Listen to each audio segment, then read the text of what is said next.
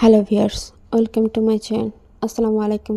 অনেক দিন পর শ্বশুরবাড়িতে সকালবেলা ঘুম থেকে উঠে এই দৃশ্যগুলো আসলে সত্যি অনেক সুন্দর। যে প্রকৃতিকে ভালোবাসবে সে বুঝতে পারবে যে আসলে প্রকৃতি কতটুকু সুন্দর। এই তো আমার সেই বাগান বিলাস অনেক ভালো লাগে।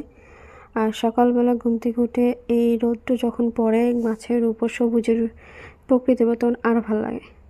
এই তো বিকেলবেলা অনেকটা দুপুরের পর সেই ছায়া রৌদ্র প্রায় শেষের দিকে রৌদ্র এখন আর নাই, তারপর কিছু কিছু রৌদ্র এই পাশ দিয়ে পড়তেছে।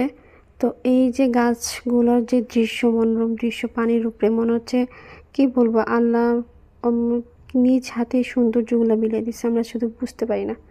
সত্যি আল্লাহর কোনো প্রকৃতির সুন্দর সুন্দর দৃশ্য শেষ নেই। তো পিঠা বানাইছি, আমার খুব খাইতে মন চাইছিল।